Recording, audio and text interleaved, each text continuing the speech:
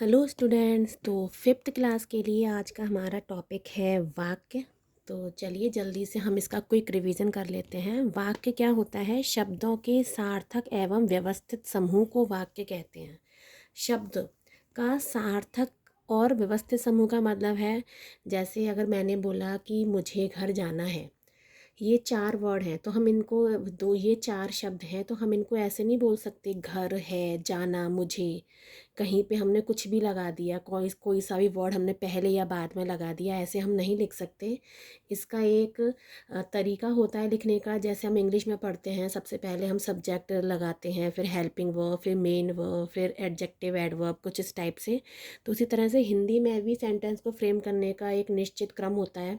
सबसे पहले कर्ता आता है, फिर कुछ कर्म आता है, फिर और भी चीज़ें आती हैं, क्रिया आती है। तो उसी टाइप से कहा गया है शब्दों का सार्थक एवं व्यवस्थित समूह।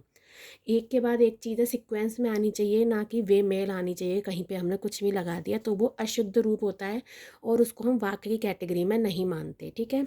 अब इसके दो अंग होते हैं। एक होता है उद्देश्य और एक होता है विधेय। उद्देश्य का मीन्स होता है सब्जेक्ट, यानी कि जिसके बारे में हमें कुछ बताया गया है। जो किसी काम को करता है वो ही हमारा सब्जेक्ट होता है, जिसको हम उद्देश्य कहते हैं, या जिसका दूसरा नाम कर्ता भी होता है। ठीक है। विधेय क्या होता है? जिसको हम इंग्लिश में प्रेडिकेट कहते हैं, यानी कि उद्देश्य के सब्जेक्ट के बारे में जो भी चीज़ बताई जा रही है वो आपका विधेय के अंदर आता है। इसमें कर्म होता है, क्रिया होती है, सारा कुछ इसमें होता है। लेकिन जिसकी बात हो रही है वो सब्जेक्ट के अंदर आता है, यानी कि उद्देश्य के अंदर आता है। बाकी जितना भी पार्ट बचता है वो आपका प्रेडिकेट विधेय में आता है। ठीक है। जैसे एग्जाम्पल से समझते हैं, रॉकी खाना खा रहा है। अब देखिए कौन है जो किसी काम को कर रहा है? कर्ता कौन है? रॉकी। तो कौन रॉकी है जो खाना बना रहा है या खा रहा है? तो रॉकी है आपका उद्देश्य और खाना खा रहा है। ये पूरा का पूरा जो बाकी का सेंटेंस बचा ये आपका विधेय है। ठीक है। देशभक्तों ने भारत को आज़ाद कराया। अब देखिए कौन है जो करता है? उद्देश्य मीन्स करता। कौन है जिसने किसी काम को किया है? देशभक्तों ने। ठीक है। तो देशभक्त है आपका उद्देश्य और ने भारत को आज़ाद करा। बाकी का जो पार्ट बचा ये आपका विधेय कहलाएगा। ठीक है। तो ये तो है इसके अंग कि वो किन किन पार्ट में डिवाइड है। अब इसके भेद क्या क्या होते हैं, यानी कि वाक्य कितने प्रकार का होता है? तो ये दो प्रकार के होते हैं, रचना के आधार पे और अर्थ के आधार पे। तो रचना के आधार पे ये तीन टाइप का होता है। एक होता है सरल वाक्य, एक होता है संयुक्त वाक्य, एक होता है आपका मिश्र वाक्य। और अर्थ के हिसाब से ये 8 प्रकार के होते हैं। नंबर 1 है कथनात्मक, जिसको हम इंग्लिश में डिक्लेरेटिव सेंटेंस बोलते हैं। एक होता है निषेधवाचक, जिसे हम इंग्लिश में नेगेटिव बोलते हैं। प्रश्नवाचक, जिसको इंटरोगेटिव बोला जाता है। आज्ञार्थक, जिसको हम इम्पेरेटिव बोलते हैं। इच्छावाचक, जिसको हम ऑप्टेटिव बोलते हैं। संदेहवाचक, जिसे हमें डाउटफुल सेंटेंस बोलते हैं। विस में इसका डिस्क्रिप्शन इंग्लिश में नहीं होता है। विस्मयादि बोधक, जिसको हम एक्सक्लेमेटरी बोलते हैं। और संकेतवाचक, जहाँ पे हम इसको कंडीशनल सेंटेंस बोलते हैं। ठीक है। तो चलिए हम इनको एक बार जल्दी से सबके बारे में थोड़ा डिटेल से पढ़ लेते हैं। तो रचना के आधार पे ये आपके 3 टाइप के होते हैं। नंबर 1 है सरल वाक्य, यानी कि जिस वाक्य में एक ही करने वाला कर्ता हो और एक ही क्रिया हो उसे हम सरल वाक्य कहते हैं। जैसे वह आगरा में पढ़ता था, तो वह एक करता है जो आगरा में पढ़ता था। और रहता था, तो ये आपकी क्रिया है। तो जिस वाक्य में एक ही कर्ता और एक ही क्रिया होती है उसको हम सरल वाक्य कहते हैं। कोमल कक्षा 5 में पढ़ती है, तो कोमल है कर्ता और पढ़ती है क्रिया, यानी कि इसमें भी एक ही कर्ता एक ही क्रिया है। तो ये सरल वाक्य जिसमें एक ही कर्ता और एक ही क्रिया होती है वो सरल वाक्य होता है। कई बार ऐसे भी आता है कि जिसमें 2 कर्ता भी हो सकते हैं लेकिन फिर क्रिया एक ही होगी, तब भी वो सरल वाक्य के अंदर आएगा। ठीक है ना। दूसरा है आपका संयुक्त वाक्य, यानी कि जिसमें एक से ज़्यादा सरल वाक्यों को किसी कंजक्शन से जोड़ा जाए। कंजक्शन मतलब समुच्चय बोधक, जहाँ पे 2 से अधिक साधारण वाक्यों को, यानी कि सरल वाक्यों को, 2 से अधिक सरल वाक्यों को किसी समुच्चय बोधक शब्द, यानी कि जिसको हम कंजक्शन बोलते हैं इंग्लिश में, उससे जोड़ा जाए। जैसे एग्जाम्पल देख लेते हैं, निखिल थक गया था, ये एक सरल वाक्य है आपका। निखिल सो गया, ये भी एक सरल वाक्य है। सरल वाक्य मतलब जिसमें हमें कंप्लीट सेंस पता पड़ रहा है कि क्या हो रहा है। तो वो आपका सरल वाक्य होता है। इसमें एक कर्ता एक क्रिया, एक कर्ता एक क्रिया, और हमें एक वाक्य से पूरा पूरा पता पड़ रहा है कि हम क्या कहना चाहते हैं। तो ये था हमारे दो सरल वाक्य। इनको जोड़ के किसी कंजक्शन से जोड़ के हमें एक बनाना है, तो हम कैसे बनाएंगे? निखिल थक गया था इसलिए सो गया, तो हमने इसलिए कंजक्शन से जोड़ा है इसे। ठीक है, तो ये आपका संयुक्त वाक्य है। एक और एग्जाम्पल देखते हैं। वह आया, वह चला गया, तो वह आया भी एक सरल वाक्य है, वह चला गया भी एक सरल वाक्य है। तो अगर हमने इन दोनों को जोड़ा तो वह आया और चला गया, जल्दी से आया जल्दी से चला गया। तो यहाँ पे हमने और से जोड़ दिया समुच्चय बोधक कंजक्शन से, तो इसको हम संयुक्त वाक्य बोलेंगे, जहाँ पे दोनों जो वाक्य हैं वो दोनों ही सरल होते हैं और उनको हम किसी कंजक्शन से जोड़ते हैं, तो वहाँ पे संयुक्त वाक्य होता है। अब तीसरे टाइप का है आपका मिश्र वाक्य। इसमें क्या होता है, यहाँ पे एक वाक्य तो आपका आश्रित होगा और दूसरा वाक्य सरल हो, या फिर दोनों ही वाक्य आश्रित हों, तो वहाँ पे आपका मिश्र वाक्य होता है। यानी कि जैसे एग्जाम्पल से देखते हैं, उसने मुझे बताया। अब मैंने यहाँ पे इसको हाइड कर लिया, उसने मुझे बताया। तो जब मैंने ये सेंटेंस बोला कि उसने मुझे बताया, तो आपके मन में ये क्यूरोसिटी आएगी ना कि क्या बताया, मतलब आपके मन में ये जिज्ञासा उत्पन्न होगी कि भाई क्या बताया। तो जहाँ पे ऐसा तुम्हें सेंस पता पड़े कि कुछ अधूरा सा, उसने मुझे बताया क्या, हमें पता नहीं पड़ रहा क्या बताया, हमारे मन में क्वेश्चन आएगा। तो ऐसे वाक्य आश्रित होते हैं। वह कई दिनों से बीमार है, तो ये आपका एक सरल वाक्य है। तो जब किसी सेंटेंस में एक आश्रित वाक्य हो और एक सरल वाक्य हो, तो उसे हम मिश्र वाक्य बोलते हैं, जिसको हमने की से जोड़ा है। उसने मुझे बताया कि वह कई दिनों से बीमार है, तो ये आपका मिश्र वाक्य बनेगा। ऐसे दूसरा देखते हैं। जैसे ही वह बाहर निकला वैसे ही वर्षा हो गई। अब आप देखिए, आप इसको हाइड कर लीजिए, एक सेंटेंस यहाँ तक है, जैसे ही वह बाहर निकला। अब देखिए, जैसे ही अगर मैं ये बोलूँगी जैसे ही वह बाहर निकला, तो आपके मन में क्वेश्चन आएगा फिर क्या हुआ। जैसे ही वह बाहर निकला तो मन में एक जिज्ञासा आएगी ना, फिर उसके बाद हुआ क्या। तो इसका मतलब ये एक आश्रित वाक्य है। ठीक है, और यदि हम इसको पढ़ें, वैसे ही वर्षा हो गई, तो इसमें भी आपके मन में डाउट आएगा। वैसे ही वर्षा हो गई, इसका मतलब इस सेंटेंस से पहले ज़रूर कुछ था, आपके मन में ये डाउट आएगा ना। तो इस सेंटेंस में ये भी आश्रित है और ये भी आश्रित है। तो जब किसी सेंटेंस में या तो दोनों आश्रित हो या फिर एक आश्रित या एक सरल हो, तो वहाँ पे आपका मिश्र वाक्य कहलाता है। ठीक है, बाकी हम एग्जाम्पल से देखेंगे, एक वर्कशीट सॉल्व करेंगे, उसमें आपको पूरा क्लियर हो जाएगा। अब दूसरे टाइप का हमारा वाक्य के भेद हैं अर्थ की दृष्टि से। नंबर 1 है कथनात्मक, जिसे हम सकारात्मक या विधिवाचक भी बोलते हैं। इसमें नॉर्मल सेंटेंस होते हैं, जो डिक्लेरेटिव इंग्लिश में हम जैसे बोलते हैं, बच्चे खेल रहे हैं, राम स्कूल जा रहा है, नॉर्मल सेंटेंस है। निषेधवाचक मीन्स नेगेटिव सेंटेंस, जैसे बच्चे नहीं खेल रहे हैं, राम स्कूल नहीं जा रहा है, नहीं आ जाए, तो ये आपका नेगेटिव यानी कि निषेधवाचक हो गया। प्रश्नवाचक, क्या बच्चे खेल रहे हैं, हम क्वेश्चन पूछ रहे हैं, क्या राम स्कूल जा रहा है, तो ये आपका प्रश्नवाचक हो गया। आज्ञार्थक में जो इंग्लिश में हम इम्पेरेटिव सेंटेंस करते हैं, रिक्वेस्ट या ऑर्डर या सजेशन, वो वाले सेंटेंस इसमें आते हैं। जाओ बच्चों खेलो, हम यहाँ पे किसी को आज्ञा दे रहे हैं। कृपया दरवाज़ा बंद करो, यहाँ पे हम किसी को एडवाइस या ऑर्डर दे रहे हैं, ठीक है, या रिक्वेस्ट कर रहे हैं, ये सारे आज्ञार्थक में आते हैं। इच्छावाचक में वो सेंटेंस आते हैं जहाँ पे हमारी कोई विश होती है, जैसे आज तो यार छुट्टी हो जाए, काश मैं उड़ पाता। या फिर इच्छावाचक में हम किसी को विश भी दे सकते हैं, या क्रश भी, मतलब कर्स भी दे सकते हैं, यानी कि श्राप भी दे सकते हैं, या फिर हम विश भी कर सकते हैं, जैसे ईश्वर तुम्हें लंबी उम्र दे, है ना। तो इस टाइप के सेंटेंस भी इच्छावाचक में आते हैं। मैं चाय पीना चाहता हूँ, ये मेरी एक इच्छा है, तो ये इच्छावाचक में जाएंगे। ठीक है, संदेहवाचक में हमें कुछ डाउटफुल सेंटेंस आते हैं, जैसे हो सकता है मोहन आज ही आ जाए, या आज वर्षा हो सकती है, तो यहाँ पे आपको संदेह है ना, डाउट है ना, हो भी सकती है नहीं भी हो सकती है। नंबर 7 है विस्मयादि बोधक, एक्सक्लेमेटरी सेंटेंस, हमने इंग्लिश में पढ़ा है, वाह मज़ा आ गया, कितना सुंदर सूर्यास्त है, तो यहाँ पे एक फीलिंग है जिसको हम विस्मयादि बोधक कहते हैं। ठीक है, संकेतवाचक, यदि तुम मेहनत करोगे तो पास हो जाओगे। संकेतवाचक में एक सेंटेंस दूसरे के होने पे डिपेंड करता है।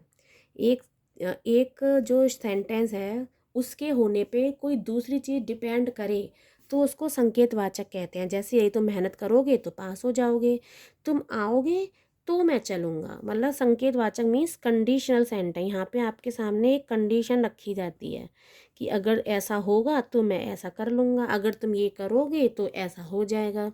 तो इस टाइप से संकेतवाचक के अंदर आते हैं। ठीक है, आई होप आपको समझ में आया होगा। चलिए अब हम एक वर्कशीट करते हैं।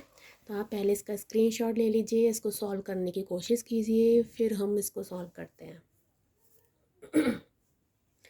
तो चलिए अब हम इसे सॉल्व करते हैं। बच्चे मैदान में खेल रहे हैं, इसमें हमें क्या करना है, निम्न वाक्यों में रचना के आधार पे उनके भेद बताने हैं।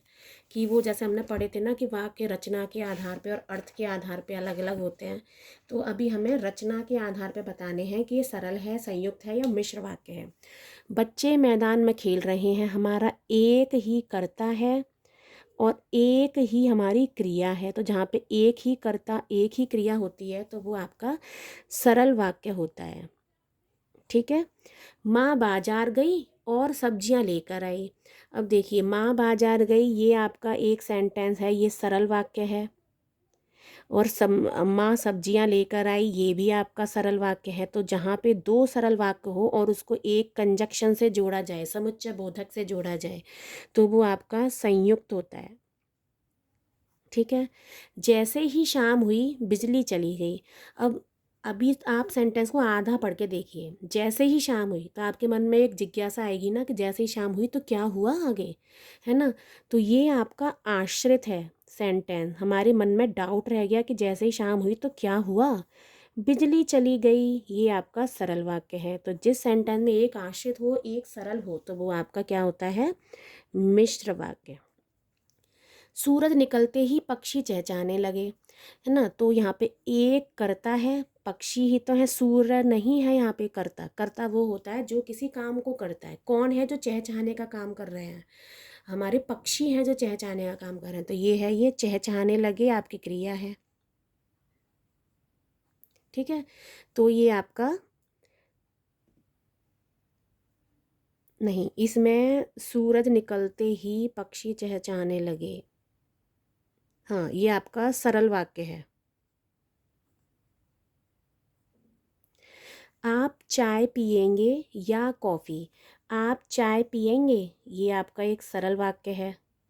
दूसरा सरल वाक्य है आप कॉफ़ी पिएंगे, ये इनकम्प्लीट है लेकिन वैसे सेंस वही है। आप चाय पिएंगे एक सेंटेंस, आप कॉफ़ी पिएंगे ये एक सेंटेंस, और दोनों को हमने एक या कंजक्शन से जोड़ दिया। आप चाय पिएंगे या आप कॉफ़ी पिएंगे। कभी कभी हम ना या के बाद जब जोड़ते हैं ना पूरा सेंटेंस नहीं बोलते लेकिन सेंस वही आता है। तो यहाँ आपका ये संयुक्त वाक्य है। जो लोग परिश्रमी होते हैं वे सफल होते हैं। अब देखिए, जो लोग परिश्रमी होते हैं, आपने इतना सेंटेंस बोला तो आपके मन में एक डाउट आ जाएगा, अच्छा जो लोग परिश्रमी होते हैं फिर क्या क्या होता है उनके साथ, आया ना डाउट। तो ये आपका आश्रित है, वे सफल होते हैं, और ये आपका सरल वाक्य, वे सफल हो जाते हैं, ये आपका सरल वाक्य है। तो जहाँ पे एक आश्रित हो एक सरल हो तो वहाँ पे आपका मिश्र होता है। ठीक है, अब है निम्न वाक्यों को संयुक्त वाक्यों में बदलिए। राधा नाचकर गाती है, संयुक्त वाक्य में बदलना है। ठीक है, तो संयुक्त में यानी कि दो सेंटेंस होंगे और वो किसी कंजक्शन से जुड़े होंगे। तो यहाँ पे दो सेंटेंस बनाने हैं हमें। राधा नाचती है, और अब हमें बार बार ये नहीं लिखने की ज़रूरत है राधा नाचती है और राधा गाती है। सीधे ऐसे लिख दीजिए राधा नाचती है और गाती है, उसका सेंस भी वही आएगा। ठीक है, मैं पढ़कर सो जाऊंगा, तो संयुक्त वाक्य बनाना है। मैं पढ़ूंगा और मैं सो जाऊंगा। अब मैं दोबारा लिखने की हमें ज़रूरत नहीं है, और सो जाऊंगा लिख भी सकते हो, गलत नहीं होगा। लेकिन जब एक ही सब्जेक्ट दो बार आता है तो हम इस एक बार के सब्जेक्ट को हम मतलब हटा सकते हैं। अंकित की कलम टूटकर गिर गई, तो यहाँ पे संयुक्त बनाना है, इनके दो वाक्य बनाने हैं। अंकित की कलम टूट गई और वह गिर गई। ठीक है, नेक्स्ट देखते हैं। अब यहाँ पे आपको मिश्र वाक्य दिए गए हैं, उनको सरल वाक्यों में आपको कन्वर्ट करना है। जब उसने मुझे देखा तब वह भाग गया। ठीक है, तो यहाँ पे दो सेंटेंस, ये मिश्र वाक्य है, यहाँ पे एक आश्रित है और ये आपका सरल है। ठीक है, इसको हमें सरल वाक्य बनाना है। ठीक है, तो मुझे देखते ही, मुझे देखते ही वह भाग गया। ठीक है, तो यहाँ पे ये एक सरल वाक्य में कंप्लीट हो गया कि एक ही बार में पूरा हो गया। ठीक है, जब शाम हुई तब वह घर लौटा। शाम होते ही वह घर लौटा।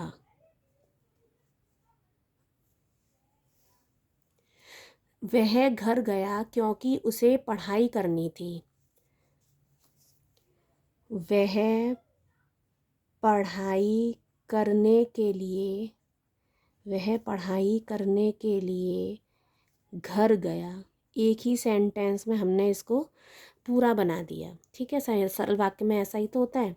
जो विद्यार्थी मेहनत करते हैं वे सफल होते हैं। मेहनत करने वाले विद्यार्थी सफल होते हैं। एक ही सेंटेंस है, देखिए हमें सरल वाक्य बनाना है कि एक ही सेंटेंस में पूरा कुछ करना है। मैंने एक व्यक्ति को देखा जो बीमार था। तो मैंने एक बीमार व्यक्ति को देखा। ठीक है, निम्न वाक्यों में उद्देश्य पर गोला लगाइए। हमने पढ़ा था कि इसके दो अंग होते हैं, सब उसके उद्देश्य और विधेय। वाक्य के दो अंग होते हैं, उद्देश्य और विधेय। उद्देश्य मीन्स कर्ता, यानी कि सब्जेक्ट, जो किसी काम को करता है या जिसके बारे में बात हो रही होती है। ठीक है, स्वास्थ्य सबसे बड़ा धन है, तो हम यहाँ पे किसके बारे में बात कर रहे हैं? स्वास्थ्य के बारे में।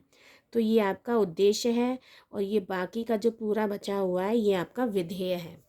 तेज वर्षा हो रही है, तो कौन है जो किसी काम को कर रहा है? वर्षा होने का काम कौन कर रहा है? वर्षा। तो ये आपका उद्देश्य है, बाकी का बचा हुआ पार्ट ये आपका विधेय है। उस जंगल में एक शेर रहता है। अब ऐसा नहीं है कि कर्ता या उद्देश्य हमेशा स्टार्टिंग में ही आए। अब यहाँ पे आप देखिए किसके बारे में बात हो रही है? शेर के बारे में। ठीक है, तो आपका शेर बनेगा उद्देश्य और बाकी का जो पार्ट है ये आपका बनेगा विधेय। ठीक है, क्या तुम खेल रहे हो? तो यहाँ पे किसके बारे में बात हो रही है? यहाँ पे देखिए एक सर्वनाम है, तो जो सर्वनाम शब्द होते हैं ना वो आपके उद्देश्य होते हैं, है ना। हमने सब्जेक्ट प्रेडिकेट में इंग्लिश में भी पढ़ा है, यदि किसी सेंटेंस में सर्वनाम यानी कि प्रोनाउन आ जाता है तो वो आपका सब्जेक्ट बनता है। तो क्या तुम खेल रहे हो, खेलने का काम कौन कर रहा है? तुम, यानी कोई इंसान है जो खेलने का काम कर रहा है, तो ये आपका कर्ता है यानी कि सब्जेक्ट यानी कि उद्देश्य। ठीक है, और बाकी का जो पार्ट बचा आपका ये आपका विधेय है। ठीक है, आई होप स्टूडेंट्स आपको समझ में आया होगा। तो चलिए मिलते हैं नेक्स्ट वीडियो में। Thank you.